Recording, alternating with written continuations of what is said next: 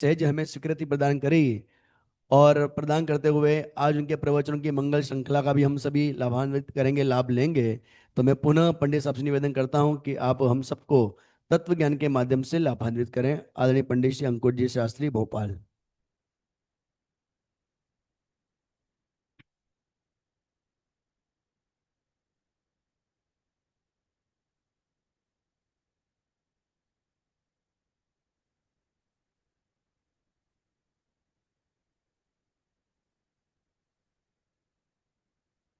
और मंगलाचरण निकालो, निकालो और मंगलाचरण मूल वाला। और मूल श्लोक पहला और आगे का बस।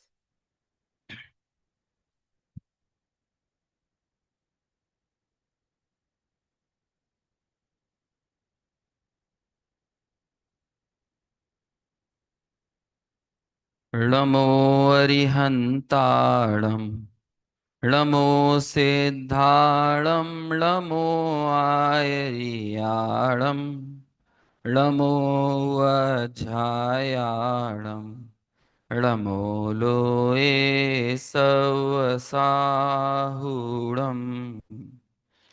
मंगलम भगवान वीरो, मंगलम गौतमो गणी, मंगलम कुंद कुंदाद्यो, जैन धर्मोस्तु मंगलम। सर्वमंगल मांगल्यम, सर्व कल्याणकारकम, प्रधानां सर्वधर्माणां, जैनम जयतु शासनम, जैनम जयतु शासनम। आपने आप में आपको वर लिया, चेतना को स्वयं मैं प्रकट कर लिया। हे विरागी प्रभु, हे महावीर जिन, आपके दर चरण मैं शतत नमन। आपके दर चरण मैं शतत नमन। ये नात्मा बुद्ध्यतात्मैव, परत्वेनैव चापरम्, अक्षयानंत बोधाय, तस्मै सिद्धात्मने नमः।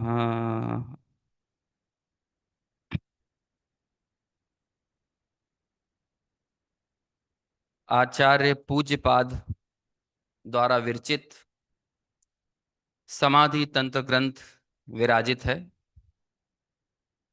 और इस समाधि तंत्र ग्रंथ के आधार से ही हमारे इस 5 दिवसीय शिविर के माध्यम से जितने भी सेशन यहाँ मेरे चलेंगे उसमें हम चर्चा करने का प्रयास करेंगे। 105 गाथाएं इस ग्रंथ में समाहित हैं, गाथाएं श्लोक इस ग्रंथ में समाहित हैं।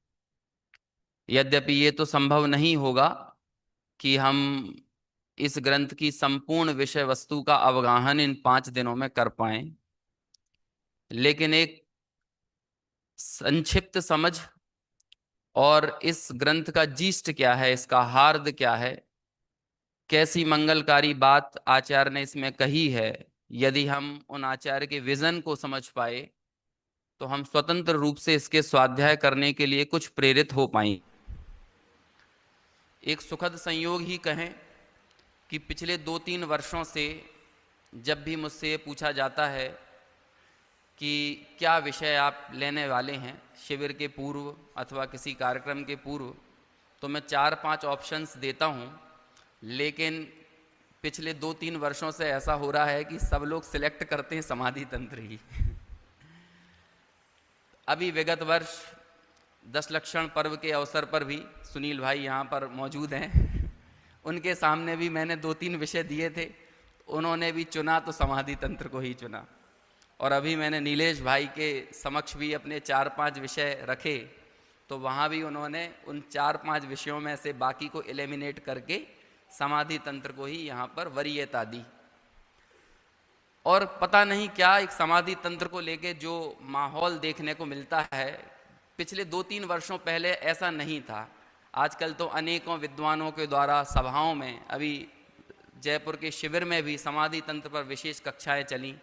मुझे भी वहाँ पर जाना था लेकिन किसी कारणवश नहीं जा सका, और वहाँ भी मुझे समाधि तंत्र ही लेना था। तो ऐसे समाधि तंत्र के साथ एक लगातार निरंतरता और निकटता बनी हुई है। उस कारण मुझे भी बारंबार आचार्य पूज्य पाद के इन श्लोकों में, इस विषय वस्तु में उतरने का मौका मिल रहा है। और आप यकीन मानिए, भले हम इसे पढ़ पा रहे हों, निरंतर इसका स्वाध्याय करते हों, पूर्व में किया हो नहीं किया हो, ये बात तो अलग है, लेकिन ये इतना अमृतमयी ग्रंथ है, इतना मंगलकारी ग्रंथ है कि जब आप इसे समझेंगे तो आपको पता लगेगा कि आखिर अब तक ये ग्रंथ इतना सरल होने के बावजूद भी आखिर क्यों हमारी पठन परंपरा में उससे अछूता था। तो कुछ दिनों के भीतर हम इसी समाधि तंत्र के इन अमृतमयी श्लोकों को यहाँ पर उनकी विषय वस्तु को जानने का प्रयास करेंगे। देखिए, हमारी एक ऐसी मान्यता बन पड़ी है कि हमें लगता है कि जब तक बहुत गूढ़, बहुत गंभीर और कुछ ऐसा विषय प्रस्तुत ना किया जाए जो हमारी समझ में ना आए, तब तक हम ये मान के ही नहीं चलते कि ये कुछ विशेष बात है ना। क्योंकि विशेष बात तो वही है ना जो हमारे समझ में नहीं आ रही, जो हमारे समझ में आ जाएगी वो क्या विशेष बात है। लेकिन मूल उपादान की बात ऐसी होती है जो दुनिया में सबसे सरल होती है, लेकिन जब उस उपादान की बात में जितने संयोगी और नैमित्तिक कथन आप जोड़ते चले जाते हो, वो सारी बातें कठिन होती चली जाती हैं। ये समाधि तंत्र सरल इसलिए है क्योंकि इसमें उस मूल उपादान की तरफ हमारी दृष्टि करवाई गई है। किसी से पूछो कि भाई ये कौआ काला क्यों है, तो अब आप जितने घुमा फिरा के कथन कहोगे ना, वो सब उल्टे कथन है और कठिन बना रहे हैं उस विषय को। उत्तर क्या होना चाहिए? ये कौआ काला क्यों है? क्योंकि ये काला है। समझ में आया कि नहीं है? किसी व्यक्ति से पूछो कि भाई तुमने आईएएस का एग्जाम कैसे निकाला, अब वो इस छोटी सी बात को जितना घुमा फिरा के कहेगा वो सब नैमित्तिक कथन है, संयोगी कथन है, और वो बाधक तत्व हैं उसके आईएएस के एग्जाम निकालने के।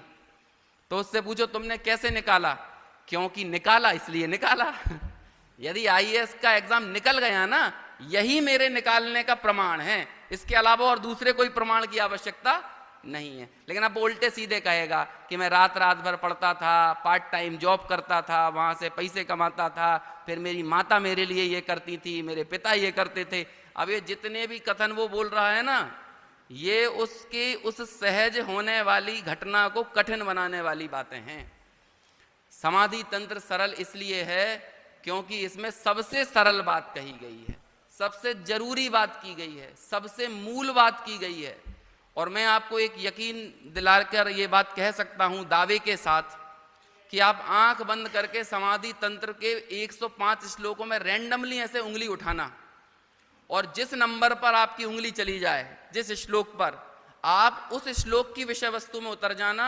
वो श्लोक आपको भेद विज्ञान की सूचना देने वाला है और भेद विज्ञान कराने वाला है, भेद विज्ञान का विषय आपके सामने रख देने वाला है।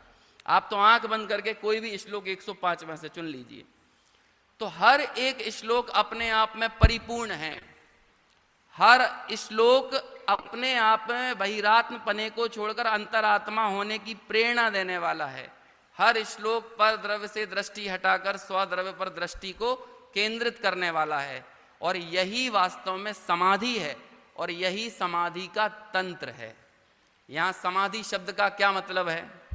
हम जब भी समाधि सुनते हैं तो हमें वो 10-20 फीट का चबूतरा याद आने लगता है, तो या फिर समाधि नाम सुनते हैं तो मौत याद आने लगती है। लेकिन समाधि ना तो उस मौत का नाम है और ना वो किसी चबूतरे में रूढ़ हो गए समाधि का नाम भी समाधि नहीं है। तो समाधि किसका नाम है? समाधि तो आत्मा की अवस्था है ना, आत्मा की विशिष्ट अवस्था है। तो आत्मा की जीवंतता में ही आत्मा की समाधि है, और उस आत्मा के उस जीवत्व को स्वीकार कर लेने में ही वास्तव में समाधि है। जिस जीवत्व की चर्चा, जीवत्व शक्ति की चर्चा अभी गुरुदेव श्री के व्याख्यानों में आ रही थी। और जो आत्मा के उस जीवत्व को छोड़कर 10 प्राणों में अपना जीवन तलाश रहा है, वो ही असमाधि है। समझ में आया? जीवत्व में समाधि है, जीवत्व में स्थित रहने में समाधि है, और जीवत्व के में अंतर्गर्भित सर्व शक्तियों में समा जाने का नाम समाधि है।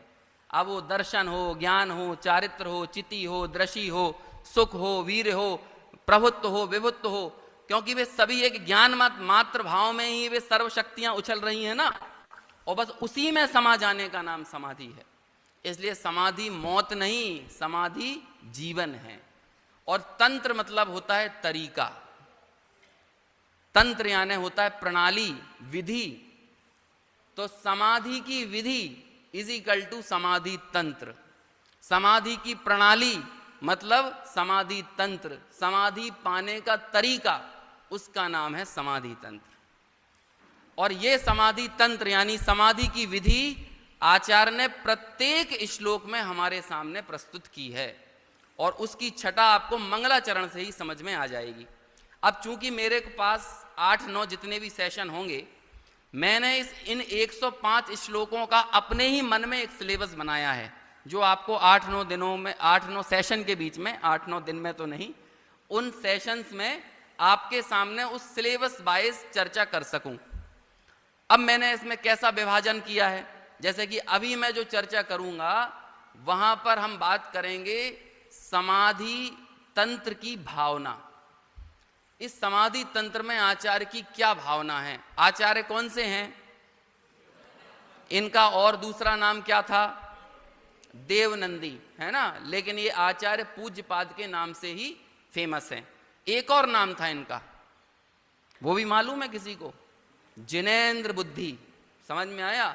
और ये इतने महान आचार्य हैं कि अभी मैं आचार्य की महिमा का बखान करूंगा तो हो सकता है अभी का सेशन हमारा पूरा उसमें चला जाए, क्योंकि आचार्य पूज्यपाद के साथ इतनी कहानियां जुड़ी हैं।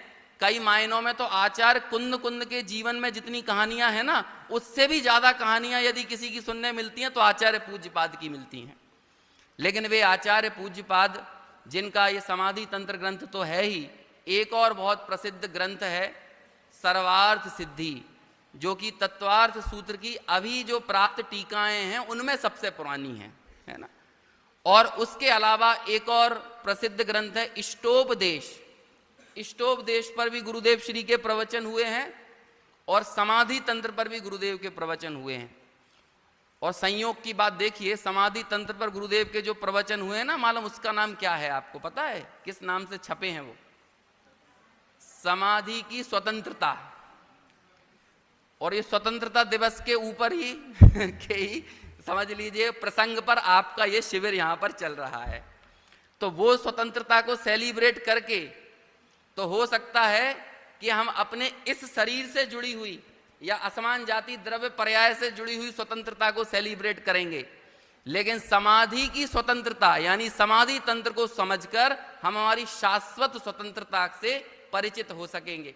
और अपनी उस शाश्वत स्वतंत्रता से परिचित होने का मतलब है कि स्वतंत्र हो जाना, यानी इस देह की संयोगों की पराधीनता को हमेशा के लिए छोड़ने का मार्ग प्रशस्त कर लेना।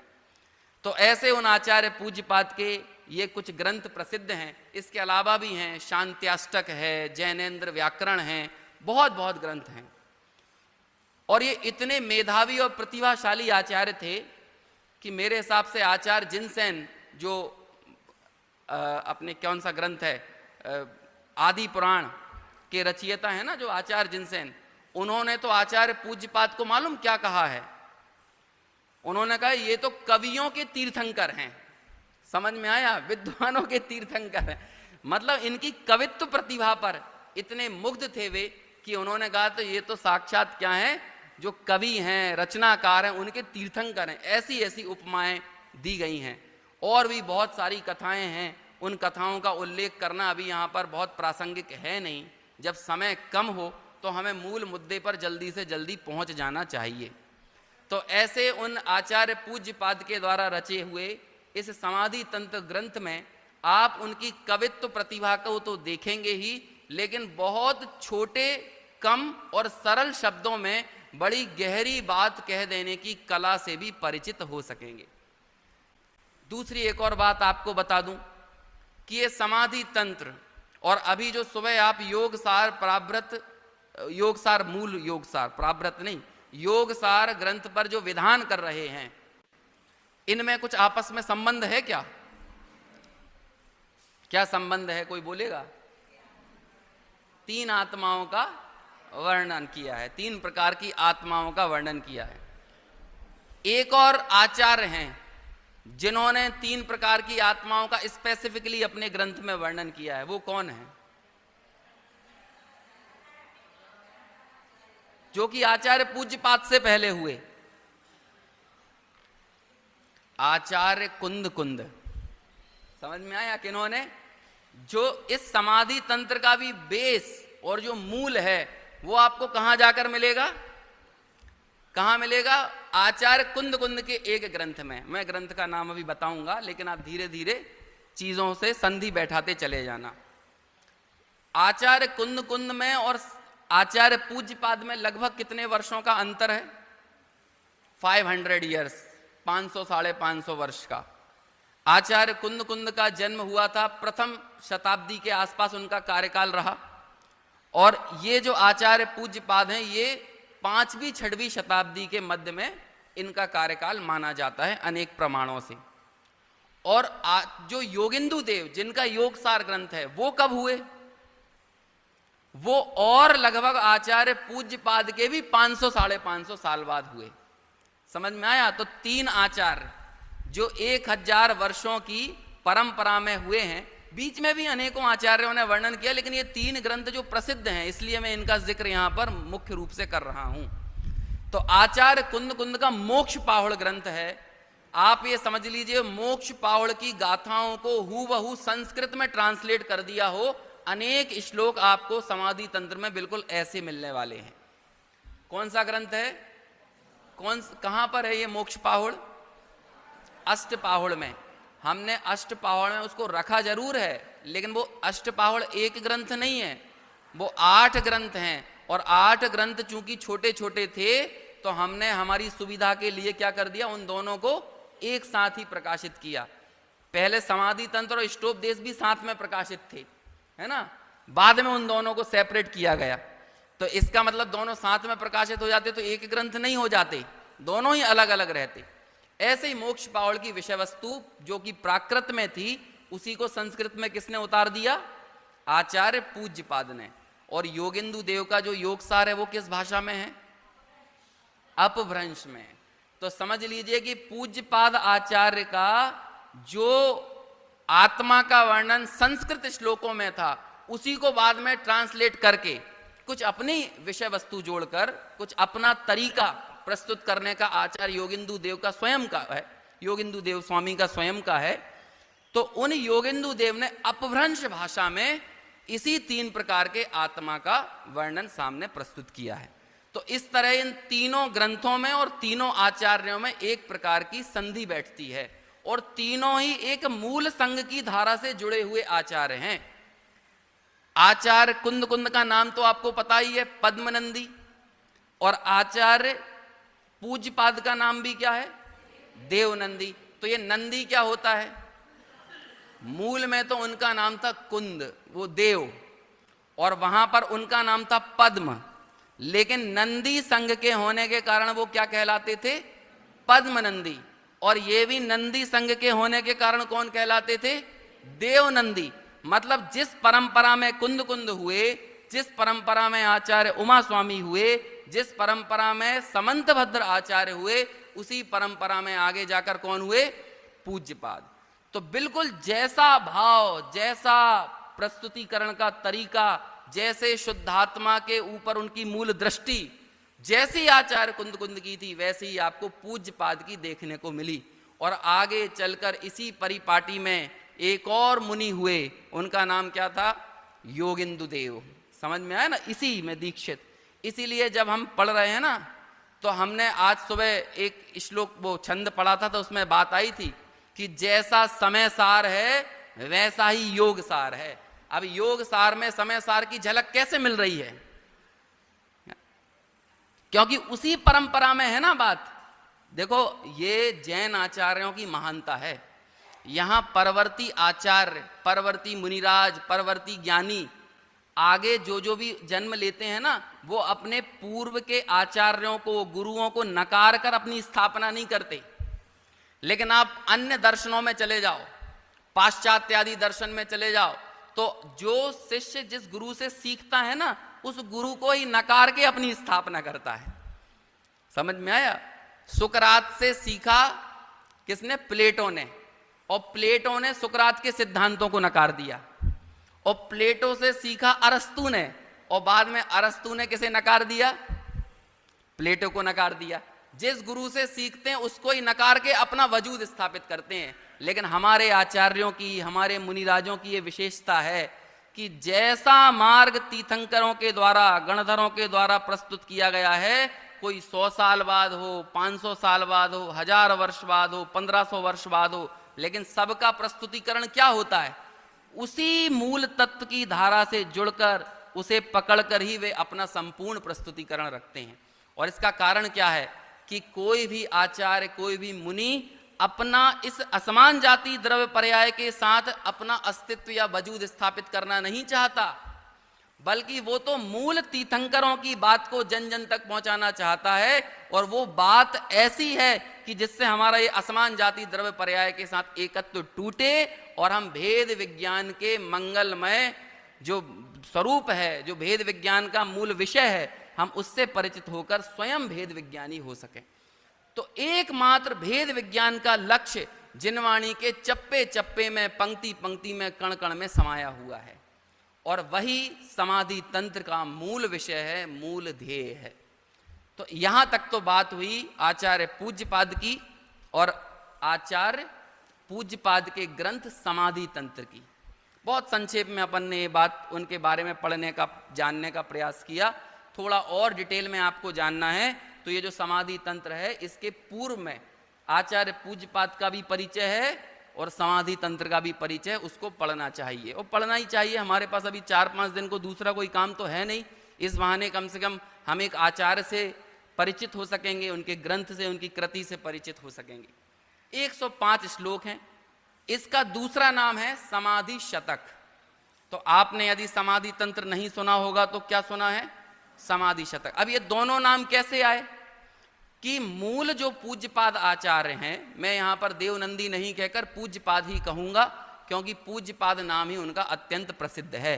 हालांकि ये पूज्यपाद उनका विशेषण है, मूल नाम तो देवनंदी है। और पूज्यपाद नाम इसलिए था कि ऐसा माना जाता है कि देवताओं ने उनके कदम पखारे थे, चरण पखारे, चरणों की पूजा की थी। तो इस कारण से उनका नाम क्या है?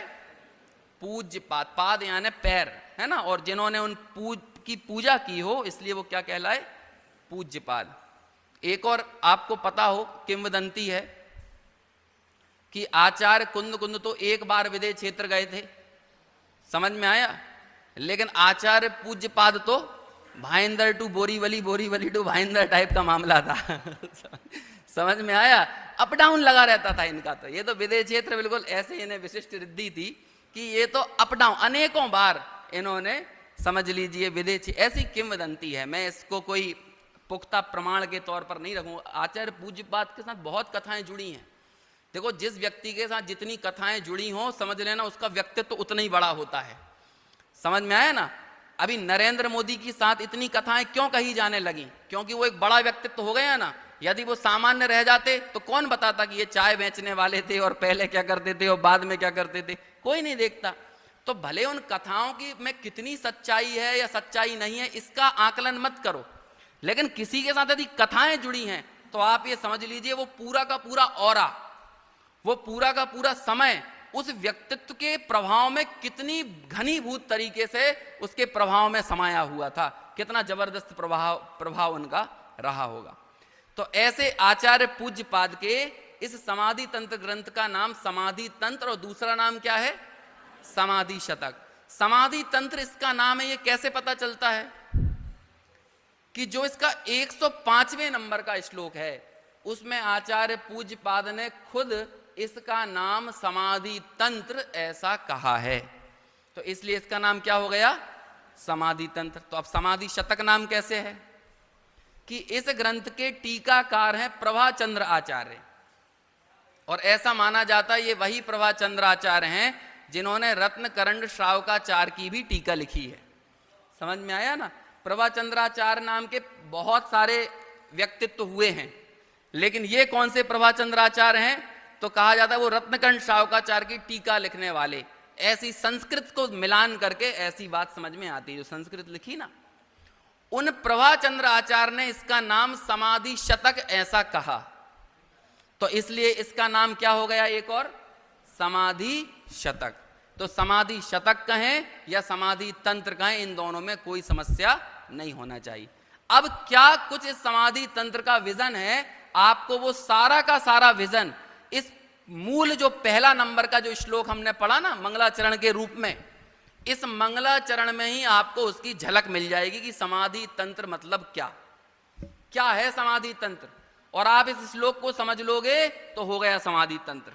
फिर बाकी के 8-9 व्याख्यानों में चर्चा करने की जरूरत है क्या? नहीं, वो तो अब आप तय करना। देखो क्या कहते हैं, सिद्धों का वर्णन, सिद्धों का नमन, सिद्धों का वंदन यहां पर कर रहे हैं।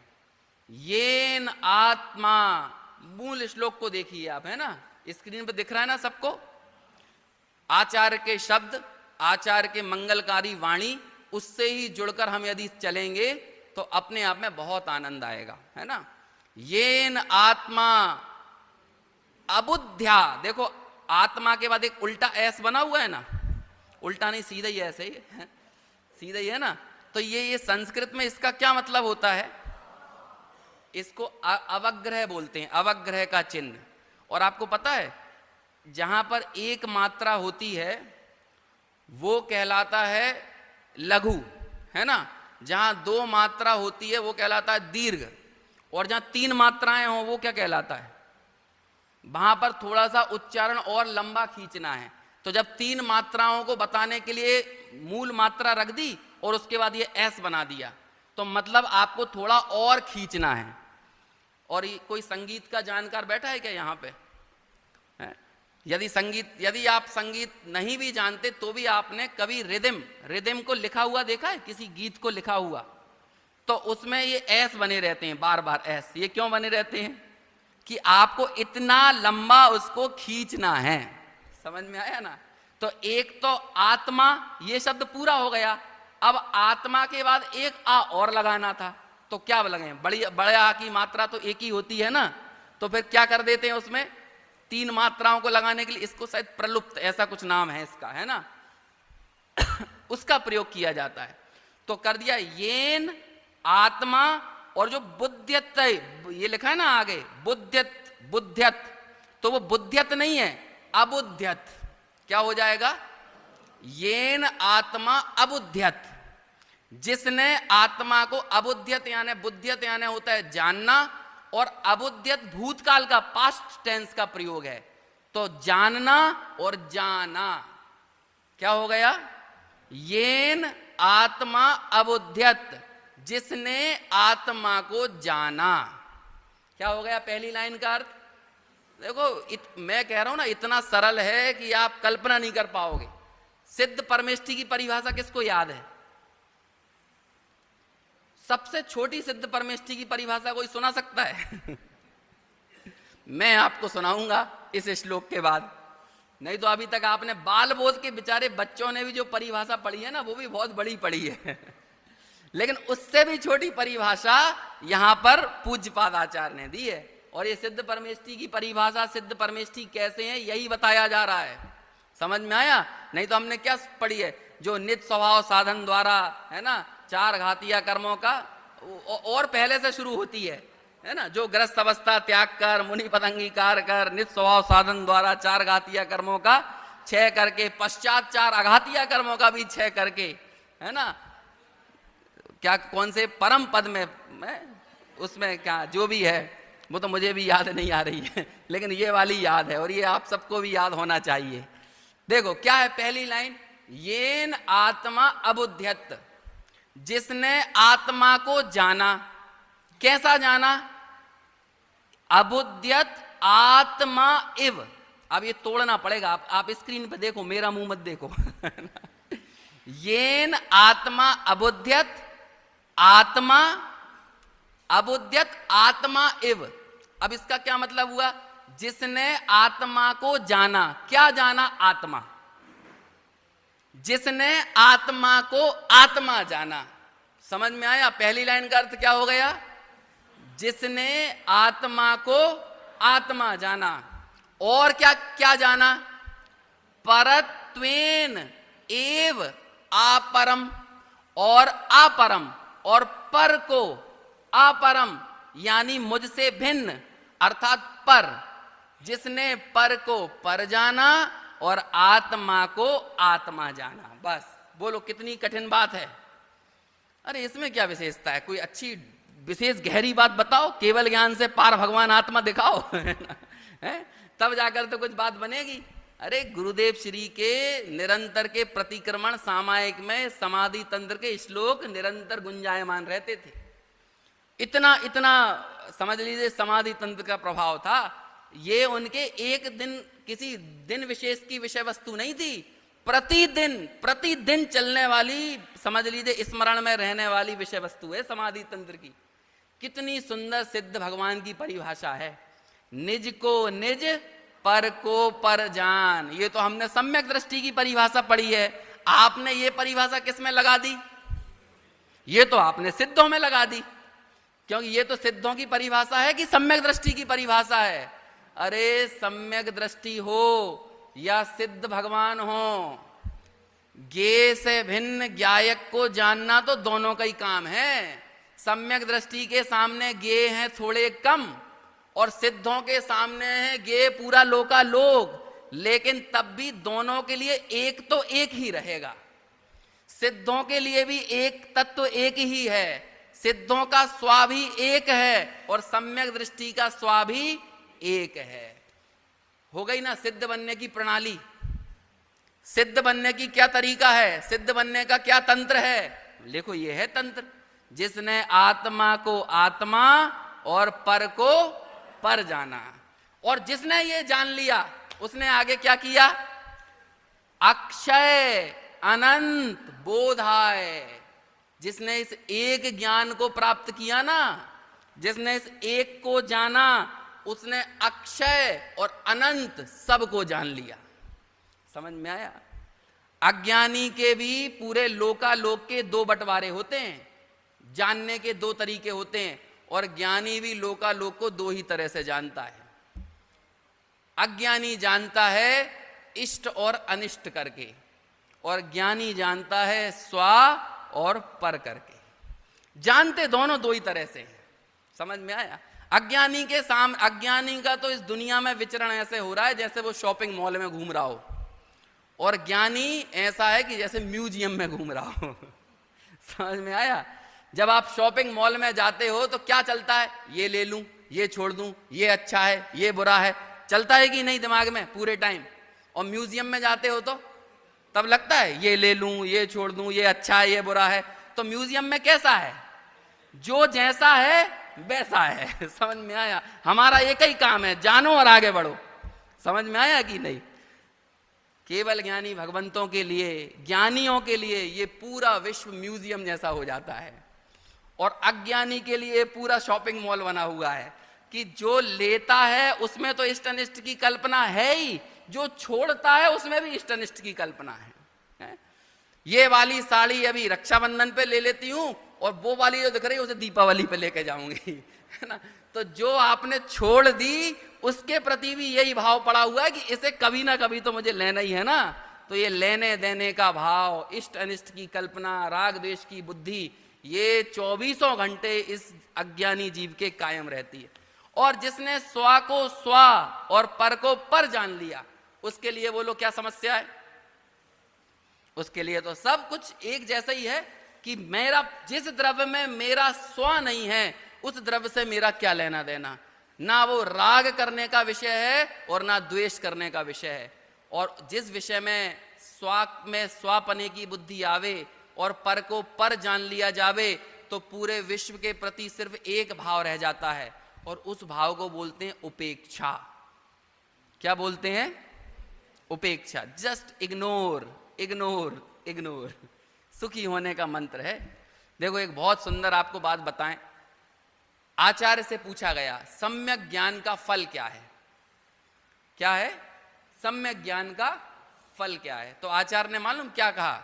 हान, उपादान और उपेक्षा। कौन कौन से फल हैं सम्यक ज्ञान के? हान, उपादान और उपेक्षा। हान यानी होता है हे, उपादान यानी होता है उपादेय, और उपेक्षा यानी होता है उपेक्षा, छोड़ देना, इग्नोर कर देना। तो फिर प्रश्न पूछा कि देखो जो छद्मस्त जीव होता है उसके तो हान और उपादान हो सकता है, ये हे है, ये उपादेय है, ये हे है, ये उपादेय है, लेकिन हान, उपादान, उपेक्षा, ये तीन शब्द बोले।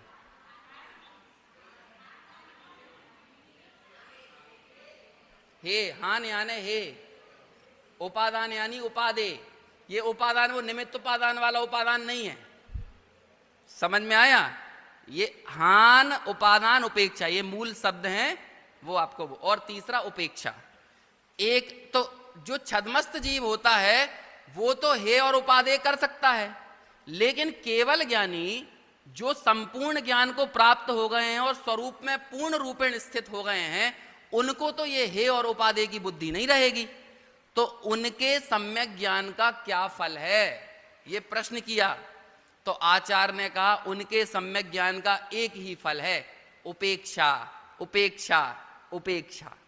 और इस उपेक्षा का ही दूसरा नाम है समता, इसका ही नाम है वीतरागता। और ये समता, वीतरागता, उपेक्षा, इनका जन्म कहां से होता है?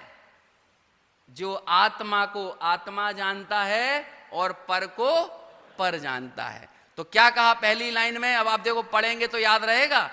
ये नात्मा बुद्ध्यतात्मैव परत्वेनैव चापरम अक्षयानंत बोधाय तस्मै सिद्धात्मने नमः। उन सिद्धों को मेरा नमस्कार है जिन्होंने स्वा को स्वा यानी आत्मा को आत्मा और पर को पर जाना। बोलो सिद्ध किसे कहते हैं? अब इससे बता दो आप, कौन है सिद्ध? अरे प्रभु, आपकी दूसरी अनंत क्वालिटी है, लेकिन आपसे प्रेरणा लेने वाली मुझे तो एक ही क्वालिटी दिखती है, और इसलिए मैं आपकी शरण में आया हूं कि देखो आप इतने महाज्ञान के धारी होकर भी आत्मा को आत्मा और पर को पर जानते हो। तो मैं भी अपनी वर्तमान अवस्था में आपसे यदि कुछ सीख सकता हूं ना, तो यही सीख सकता हूं कि मैं भी आत्मा को आत्मा और पर को पर जानूं। और जो ऐसा जान लेगा उसे अक्षय, अनंत बोध, अनंत ज्ञान उसकी प्राप्ति हो जाएगी। इसे का अक्षयानंत बोधाय तस्मै सिद्धात्मने नमः। अब एक चीज और देखी, यहां पर सिद्धों को नमस्कार किया है, जबकि मंगलाचरण में तो अरहंतों को नमस्कार होता है। तो क्यों किया सिद्धों का नमस्कार? क्योंकि भेद विज्ञानी जीव अपना मिलान, अपनी सत्ता को, अपने आदर्श के लिए हमेशा सिद्धों की ओर देखता है। अपना मिलान किससे होगा? मेरा स्वरूप आशरीरी है कि सशरीरी है? आशरीरी है ना। और अरहंत भगवान कैसे हैं? तो अरहंत भगवान ने इस तत्व का प्ररूपण किया, इसलिए कृतज्ञता जताने के लिए तो उनका नमस्कार होता है अनेकों स्थान पर। लेकिन जब अनुभव करना हो तो वो लोग कौन आदर्श होंगे, किसको नमस्कार किया जाएगा? और ऐसा और कहां पर किया गया है? समय सार में, समझ, बंदित्व सब सिद्धे ध्रुव मचल मणोवमम गदिम पत्ते वोच्छामि समय पाहुड़ मिणमो सुध केवली भणिदम। समय सार में भी यही बात की। और समय सार में क्या भीतर में अर्थ किया टीका करते हुए आचार्य ने? मैं सिद्धों को नमस्कार क्यों करता हूं? क्योंकि वे आत्मा के प्रतिच्छंद स्थान पर हैं। तो सिद्धों के साथ और मेरा, हम दोनों का क्या संबंध है? बिंब प्रतिबिंब भाव। समझ में आया कि मेरी झलक, मेरे स्वरूप की झलक यदि कहीं से मैं मिलान कर सकता हूं तो किससे करूं? कि सिद्धों से। और बाद में टीकाकार लिखते हैं, जिन सिद्धों का स्वरूप चिंतन करने से इन जगत के समस्त भव्य जीवों को भी उन जैसे हो जाने की प्रेरणा मिलती है। समझ में आया? या उस दशा को वे प्राप्त कर लेते हैं। और कैसे हैं वे सिद्ध भगवान? कैसे हैं? ये नात्मा बुद्ध्यतात्मैव परत्वेनैव चापरम। समझ में आया? एक कितने 11 बजे तक है ना टाइम? हाँ, बस 1 मिनट में बात पूरी करते हैं। वैसे मुझे 2 श्लोक और करना थे अभी, लेकिन दोपहर में करेंगे उसे। देखो, एक आपने सुना होगा ना, एके साधे सब सधे, सब साधे सब जाए। देखो यहां पे क्या कह रहे हैं, आप एक को जानो, तो एक को जानोगे तो सब अपने आप जानने में आ जाएगा, और सबको जानने जाओगे तो सब चला जाएगा। एक जाने सब जने, एक को जानोगे तो सब जानने में आएगा, और सब जाने, सबको जानने जाए तो क्या हो जाएगा? सब जाए। समझ में आया? तो क्या जाने? येन आत्मा अबुध्यत, आपको, हमको, सबको, प्रत्येक मोक्ष मार्गी को, प्रत्येक आत्मार्थी को यदि कुछ जानना है तो बस यही जानना है। जिन जिन के आदर्श सिद्ध भगवान हैं, जिन जिन के आदर्श सम्यक दृष्टि हैं, उन सबको यही जानना है। आत्मा को आत्मा जानना है और पर को पर जानना है। और जो आत्मा को आत्मा और पर को पर जान लेता है, वो अक्षय अनंत बोध की प्राप्ति कर लेता है। और ऐसे अक्षय अनंत बोध के साक्षात और साधी अनंत काल के लिए उस अक्षय अनंत बोध से संपन्न रहने वाले सिद्ध भगवान हैं। उन सिद्ध भगवानों को वंदन करके, नमन करके, यहाँ पर मैं समाधि तंत्र को कहूँगा। मैं यानी आचार्य पूज्यपाद यहाँ इस समाधि तंत्र को कहेंगे। और क्या कुछ कहेंगे उसका हमें मंगलमय सूचना इस पहले मंगलाचरण में ही मिल जाती है कि जिस ज्ञान से आप स्व को स्व जानो और पर को पर जानो, जिस विधि से आप आत्मा को आत्मा और पर को पर जानो, बस ऐसा ही वर्णन पद पद में, श्लोक श्लोक में, पंक्ति पंक्ति में इस समाधि तंत्र में हमें पढ़ने, देखने, सुनने मिलेगा, जिसकी चर्चा आगे अपन यथा समय करेंगे।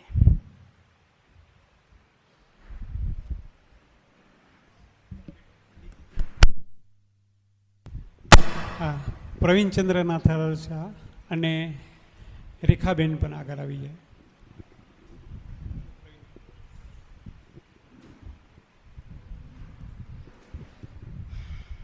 રેખાબેન આગળ આવી જાઓ.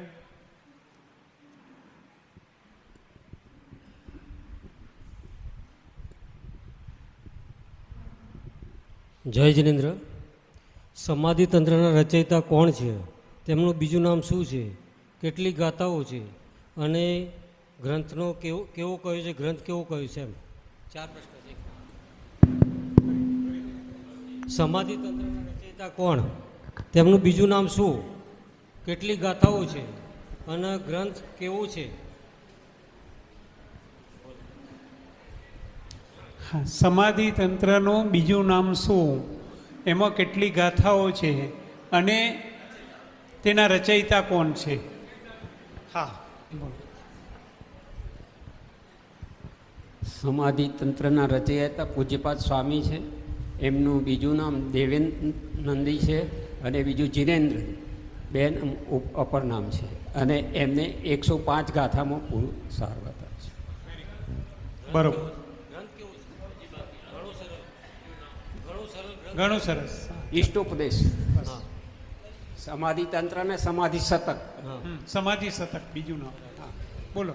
બીજો પ્રશ્ન, સમાધિ તંત્રનું બીજું નામ શું છે, કોની વિધિ છે, કોની વિશેષતા છે, અને કઈ અવસ્થામાં થાય છે, અને શા માટે પરિપૂર્ણ કહેવો છે. 4 પ્રશ્ન એમાં પણ છે. ફરીથી. સમાધિ તંત્રનું બીજું નામ શું? કોની વિધિ છે? કોની વિશેષતા અને કોની અવસ્થામાં થાય છે અને કોની શા અવસ્થામાં? માટે થાય છે? બોલો લેડીઝમાંથી.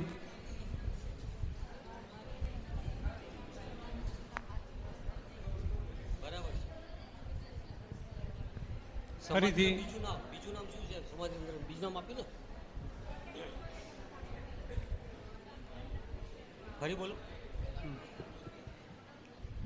શું છે? સમાધિ તંત્ર બીજું નામ શું છે? હા, સમાધિ તંત્રનું બીજું નામ શું છે? તેની વિશેષતા અને કોની અવસ્થામાં?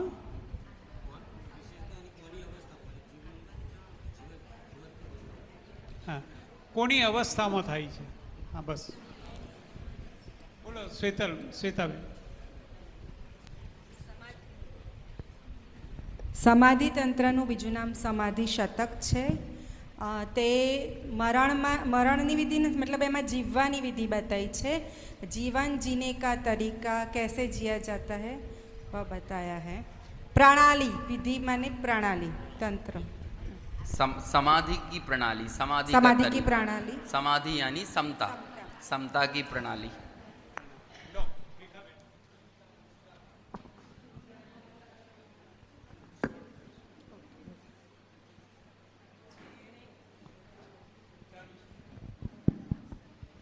જેણે આત્મા આત્મરૂપ પરજાણ્યું પરરૂપ નમો સિદ્ધ પરમાત્મને અક્ષય બોધ સ્વરૂપ.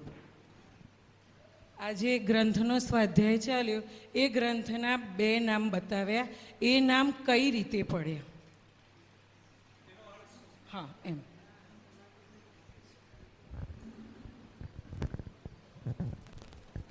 ગ્રંથના 2 નામ બતાવ્યા, એનો અર્થ શું? સમાધિ તંત્ર અને બીજું નામ છે, એનો અર્થ શું? જે પંડિતજીએ બહુ વિશેષ વર્ણન કરી અને કહેલું. બોલો. હા, પેલા કોર્નરમાં બેન છે. સુશીલાબેન.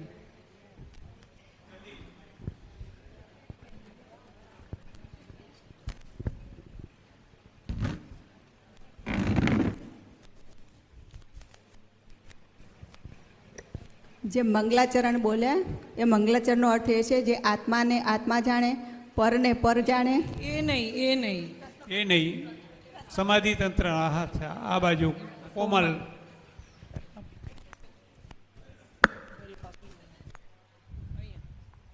હા, આપે માઇક. ચલો જલ્દી. સમાધિ તંત્ર નામ એટલા માટે પડ્યું કે આમાં લાસ્ટ જે કડી છે ને એમાં સમાધિ તંત્ર નામ આવે છે એટલે સમાધિ તંત્ર પડ્યું. અને સમાધિ શતક છે ને એ પ્રભાશંકરને પ્રભાચંદ્ર આચાર્યએ નામ આપ્યું છે. સમાધિ શતક ટીકામાં. બરાબર.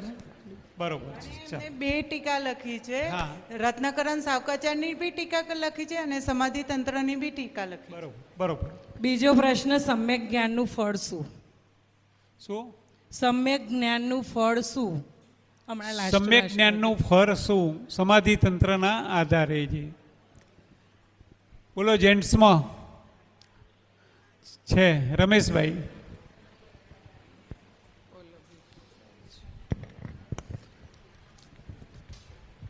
जिसने आत्मा को जाना, आत्मा जाना, पर को पर जाना, उसका नाम है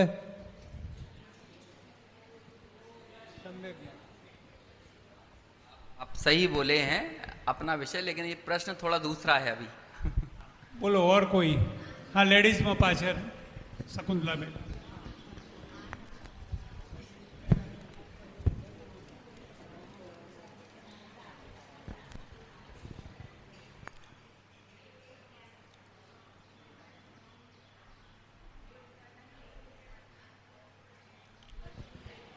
सम्यक ज्ञान का फल थान, उपादान और उपेक्षा. थान का मतलब है थान नहीं, हान. हाँ, थान. हे, उपादेय અને ગે.